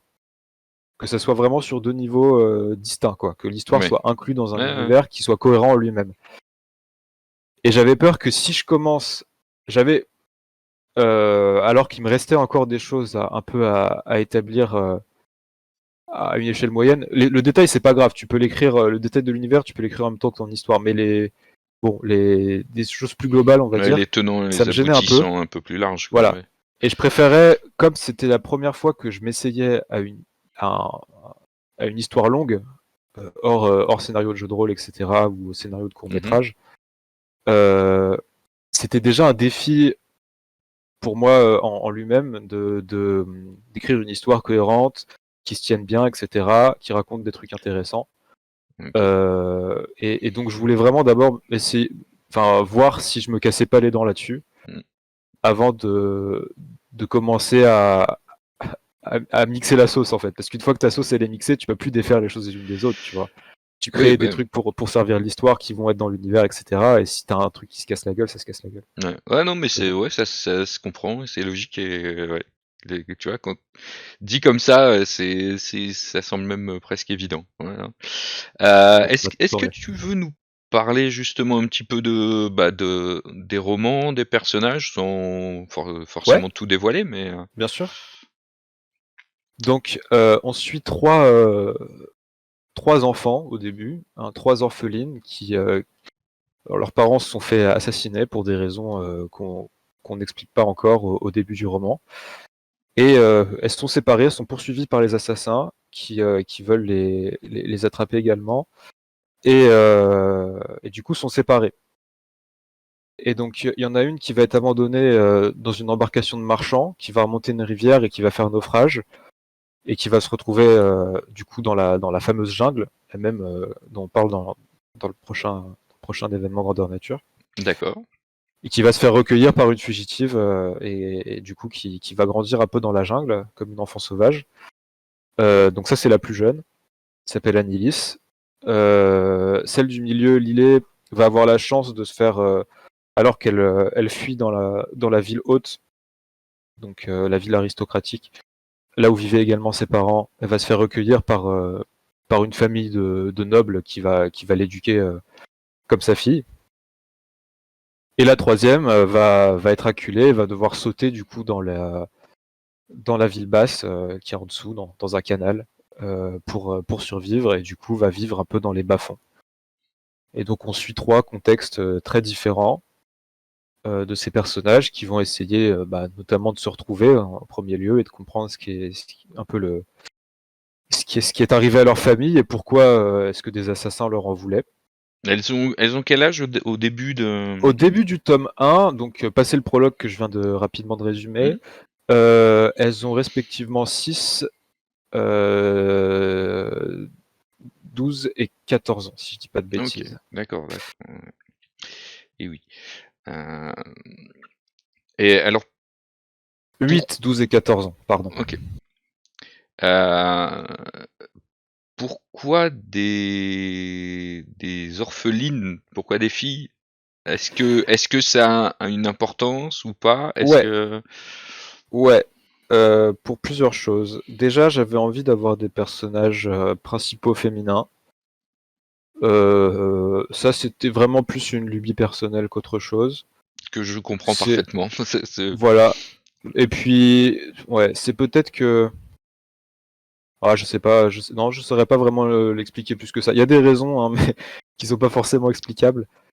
C'est une question de feeling principalement. Mhm. Je me sentais plus en phase avec des personnages féminins. J'avais l'impression d'avoir plus de choses à raconter comme ça qu'avec des Ok. personnages masculins. Bah, ouais. Oui. Non, bah, vas-y, si t'as un truc à Non, parce que rajouter. j'allais enchaîner sur la deuxième partie de ta question, qui était, je m'en souviens plus. Non, bah, Un c'était, trou. est-ce que c'était important finalement aussi sur le fil de l'histoire que ce soit des filles ou pas? Ouais. Euh, Donc ouais, c'était ça. Et bah du coup, j'ai perdu le fil aussi, donc je pense que Ouais. tu vas Pourquoi pouvoir des continuer. orphelines, tu me disais. Pourquoi Ah des oui, orphelines? oui, aussi. Alors, il faut savoir que c'est pas parce que j'ai tendance à me méfier du trope des orphelins, qui souvent est utilisé comme une facilité pour évacuer le poids d'une figure paternelle et faire des personnages qui ont tué le père entre guillemets. Tu vois, c'est des personnages qui n'ont pas besoin d'avoir une autorité supérieure, qui sont libres, etc. Surtout quand on écrit de la fantasy, c'est assez pratique. Mhm, Ouais, c'est pas mon cas. C'était vraiment pour justifier la séparation et le fait qu'elles grandissent dans des milieux différents. Parce qu'il faut bien, vu qu'elles sont censées être sœurs, il faut bien que cette séparation soit due à quelque chose. Et c'était pas tant la mort des parents qui m'intéressait que le fait qu'elles doivent se séparer et vivre dans des contextes différents. Donc voilà, ça c'est la oui, première raison. et que ce soit pas un choix non plus. Enfin, j'imagine. Voilà, qu'elles le subissent Ouais. et ça motive aussi la narration que ça soit un événement violent parce que les trois personnages principaux ne savent pas pourquoi leurs parents étaient visés par des assassins. Mhm. Ils vont essayer de le comprendre aussi et évidemment que ça motive l'intrigue et ce qui se cache derrière. Très Voilà. bien. Et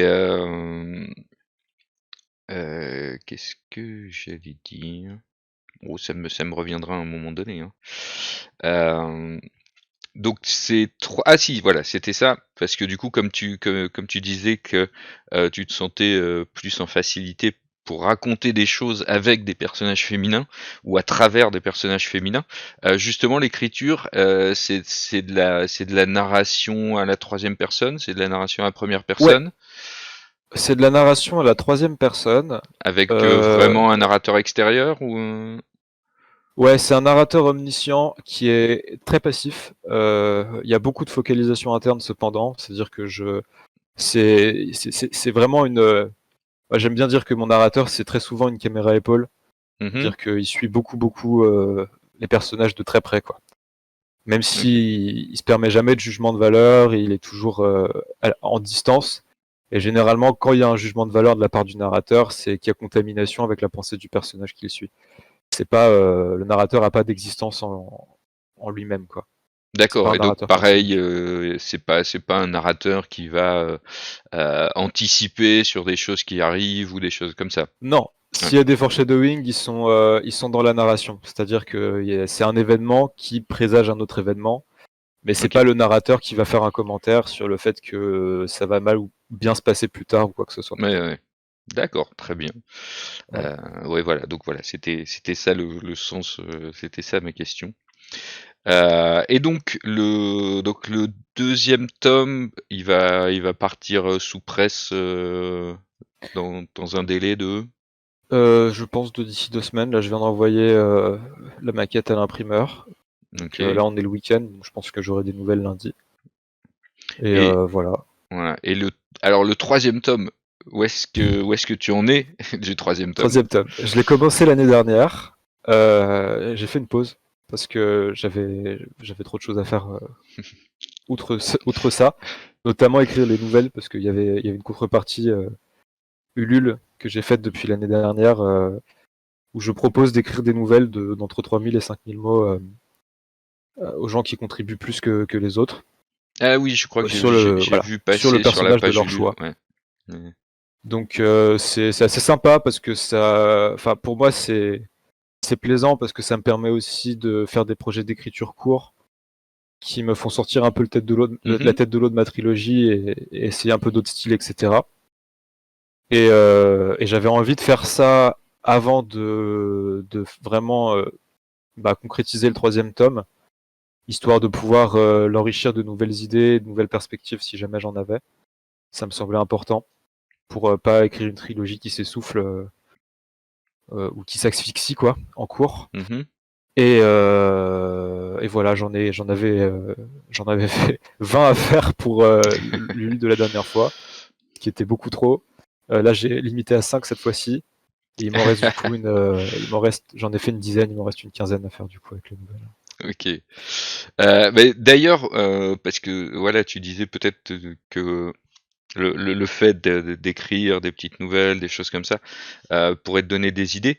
Mais cette trilogie, la fin de cette trilogie, elle est déjà dans ton esprit depuis le début, Ouais, ou tu t'es laissé porter à un moment donné ou pas? ça c'est très intéressant comme question.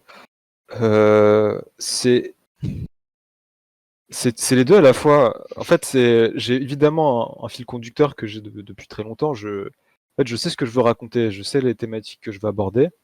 Le détail, par contre, j'en ai aucune idée. Et souvent, il y a différentes étapes dans la construction, Mhm. parce que narrativement, c'est assez lourd ce que je fais. Il y a des histoires à tiroir et tout. Moi, j'aime beaucoup ça. Donc, il y a beaucoup d'événements superposés qui sont intriqués les uns dans les autres, etc. Donc, ça demande évidemment un certain travail de planification à l'écriture. Et j'écris pas au petit bonheur la chance, ça c'est clair. Mais quand bien même qu'il y a toute cette planification-là, au moment de l'écriture, tu sais pas ce qui se passe en fait. C'est un exemple du cinéma, c'est Godard qui disait qu'il se pointait tous les matins sur le set de tournage en étant curieux de ce qu'il allait tourner, en disant je sais pas ce que je vais tourner aujourd'hui. Ça veut pas dire qu'il prévoyait rien à l'avance, c'est vraiment ça, c'est que quand on est face à l'acte créatif et qu'on quitte la planification, les choses se développent toujours d'une manière qu'on ne peut pas prévoir. Les personnages vont se mettre à prendre des actions qui finalement ne sont pas celles qu'on avait prévues, Mm. parce qu'on se rend compte que ça fait plus sens comme ça, etc. Des fois, on a une illumination au moment de l'écriture, on se rend compte que non, il faut que les choses se passent différemment parce que c'est plus intéressant. Et ça change pas la trame globale, mais ça la cisèle, quoi. C'est un peu comme si tu faisais un itinéraire Paris-New York en faisant un gros trait et qu'il t'arrivait des péripéties sur ton bateau, en Mm. fait. Mais Écrire, c'est déjà une aventure ouais. en lui-même. C'est Hergé, hein, qui disait ça aussi, et qui Mm. disait toujours qu'il savait pas où Tintin allait l'emmener. Il commençait ses histoires de Tintin, il commençait ses albums, et il disait toujours que c'était Tintin qui l'emmenait sur la suite de l'histoire et de l'aventure, quoi. Ouais. Et ouais, donc je comprends le cheminement dans ce sens-là aussi. Parce que je ne doute pas qu'Hergé avait quand même une petite idée de l'histoire qu'il voulait raconter. Ah bah, en plus, c'est hyper... Mais, euh, mais, c'est mais, mais c'est vrai, millimétré, ouais, Tintin. mais C'est c'est vrai qu'il millimétré. il disait toujours qu'il savait pas où l'emmènerait l'histoire quand il a Mm. commencé, quoi. Donc, donc oui, c'est pardon. Euh, donc oui, donc le troisième tome, bah oui, j'imagine que tu le mettras en financement quand tu l'auras terminé. Ouais, je pense que ce sera pas avant 2 ans, à mon avis. Le temps Ok. que je l'écrive et tout ça. Que là, le deuxième, quand j'ai lancé le premier tome, j'avais déjà quasiment fini Ouais, le c'est deuxième c'est et ce que tu disais. Ouais. il m'a quand même fallu un an, quoi. Donc là, le troisième, Ouais. Bon, Bah, j'ai écrit peut-être une Hein, cinquantaine de pages mais PDF, donc c'est-à-dire surtout une si à centaine de pages. côté tu décides aussi de te mettre sur le système de règles de jeu de rôle ou sur le fluff ou commencer à développer un peu le lore. Euh, mais où là aussi finalement tu disais hein, restreindre euh, au départ peut-être à une ville et ses environs, ça Ouais. permet aussi de limiter finalement et de pas avoir à expliquer tout ce qui se passe autour. Mm, mm. C'est vrai que ça peut être une idée si jamais un jour effectivement tu décides de vraiment enclencher aussi le jeu de rôle Mm. d'une Exactement. manière externe comme les GN et les romans quoi. Mais ouais. Non, bah écoute, moi je pense qu'on a fait le tour. Ah, je crois qu'il me restait. J'avais chopé une dernière illustration de la Mérédrine sur le site Ulule, je crois. Voilà, on va la Ah, montrer. ouais. De qui s'agit-il, tiens, Eh d'ailleurs? bien, ça, c'est. Alors, ouais, parce que la Mérédrine, c'est une belle histoire aussi, ça. C'est. C'est- Pourquoi elle s'appelle la Mérédrine? C'est parce que on s'est rencontrés à justement bah, un des GN Garguillon qu'on organisait. Et je lui avais écrit du coup un personnage d'elfe qui s'appelait Méridriel. Et ce personnage d'elfe avait toute une histoire assez touchante, que le peuple d'elfes dans l'univers pareil, il est assez classique par rapport à ce qu'on voit d'habitude, hein, comme la plupart des peuples, c'est-à-dire qu'ils dépendent d'un arbre mère qui leur donne de la magie, Mhm, des affinités avec les plantes. Et donc il y a dans cette civilisation, il y a des sculpteurs, c'est des elfes qui font de la sculpture végétale, qui font pousser des plantes pour pour faire des décompositions, etc. Et qui font de la sculpture vivante, si tu veux, avec des végétaux. Et donc c'est techniquement possible pour ces sculpteurs de créer des nouvelles espèces végétales, mais c'est très régulé et pour pas dire interdit la plupart du temps. mhm, Et en fait, c'était l'amant de Méridriel qui lui avait fait en cadeau justement une fleur qu'il avait inventée, qui n'existait pas, et qu'il a appelée du coup en son hommage la Méridriel. Et ce qui a conduit du coup à son bannissement et à une histoire assez tragique derrière. Et voilà, bah, comme quoi je pense que ça lui a plu parce qu'elle a décidé à se lancer à peu près à ce moment-là dans l'illustration et elle a décidé d'accord. de prendre ça comme référence pour faire son nom d'artiste, Très bien, qui bah m'a oui, beaucoup donc touché. Voilà. effectivement, oui, ça doit toucher, ça doit faire plaisir. Donc ouais, j'ai remis rapidement la liste des liens, hein, donc le site, la page Facebook, euh, la page aussi pour le GN et la page Instagram de la Mérédrine. Non, bah voilà, du coup, ouais, moi je pense qu'on a fait le tour. Je pense même qu'on a bien fait le tour parce que il y avait pas beaucoup de news et il est déjà quoi 19h40 quasiment. Bah en tout cas, c'était super intéressant de t'avoir ce soir et de pouvoir discuter avec toi de cet univers et puis de ton parcours. Bah, avec plaisir. Ouais, bah, et puis bah, j'espère que tu réussiras à, à cumuler tout ce que tout ce que tu as à faire et puis Ouais. à avancer sur l'ensemble de ces projets là. Parce que Ouais, bah ça va. Normalement, si je m'organise bien, il n'y a pas de souci. C'est, ça fait partie du truc, hein. ça fait partie du truc. Donc ouais, donc voilà. Je sais pas si t'as justement un petit shout-out à faire ou un petit des remerciements, quelque chose à dire. Bah, ouais, non, bah les remerciements évidemment à toute l'équipe Orga qui m'aide et qui soutient le projet avec moi pour les grandeurs nature. Que les livres, c'est un projet que je fais moi tout seul dans mon coin, mais là, sur ce genre de truc, j'implique d'autres gens qui croient aussi et Mhm. qui s'approprient mon travail et ça me fait super plaisir. À tous ceux bah, Alex qui a bossé sur le site, hein, qui a donné de son temps pour plein de choses comme ça. Évidemment, du coup, à la Méridrine pour ses illustrations. Enfin, à Juliette aussi, ma copine, qui est ma première relectrice et qui suit très très assidûment hein, tout ce que je produis. Donc Quel c'est toujours courage. hyper motivant.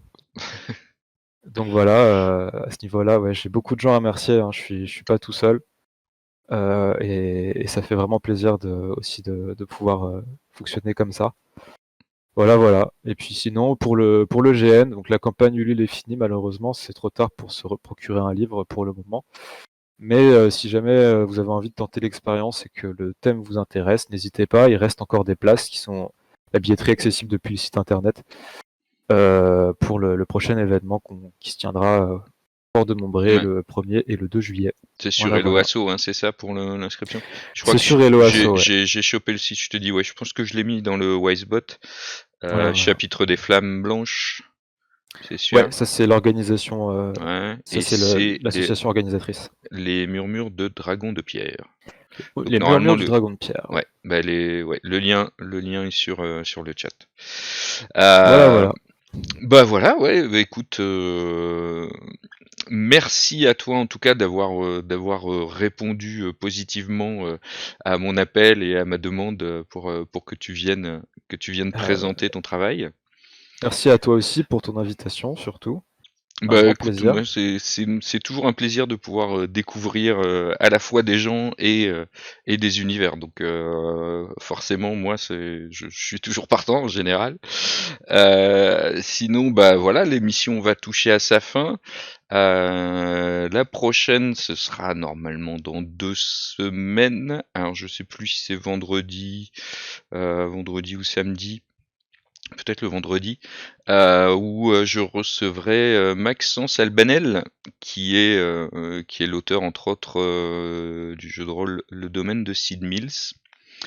Euh, Bah, du coup, ça me fait penser quand toi tu parles de développer aussi finalement peut-être ton jeu de rôle plutôt autour d'une ville.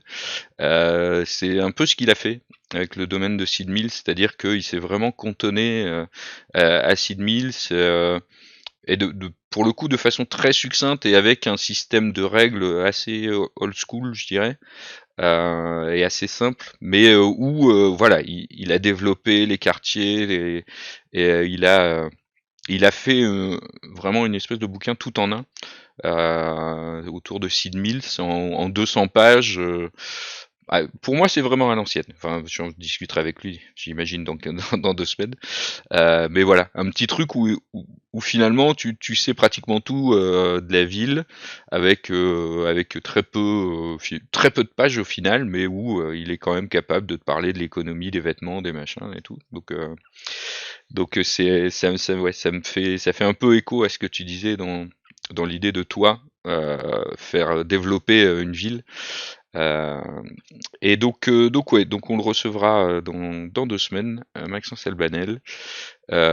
Pour février, pour l'instant, rien n'est décidé. On verra qui on arrive à trouver, mais nul doute qu'on aura des personnes. D'ici là, eh bien écoutez, moi je vous souhaite à toutes et à tous une bonne fin de journée ou de soirée, ça dépend si vous êtes sur YouTube ou si vous avez regardé ici en live. Et bien je vous dis à toutes et à tous à très très bientôt. Et puis eh bien Sian, pareil, j'espère qu'on aura l'occasion de se recroiser peut-être une fois, ou Ouais, avec plaisir. de se croiser en vrai. Ouais, Même si carrément. pour le coup, je pense pas à faire des GN, mais si l'occasion se présente une fois, ou même sur une conv ou un truc comme ça, je n'hésiterai pas.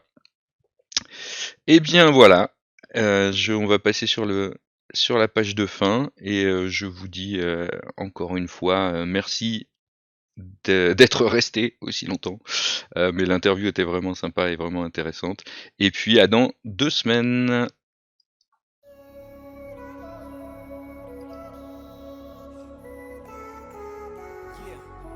Le MAN. Tant que du temps.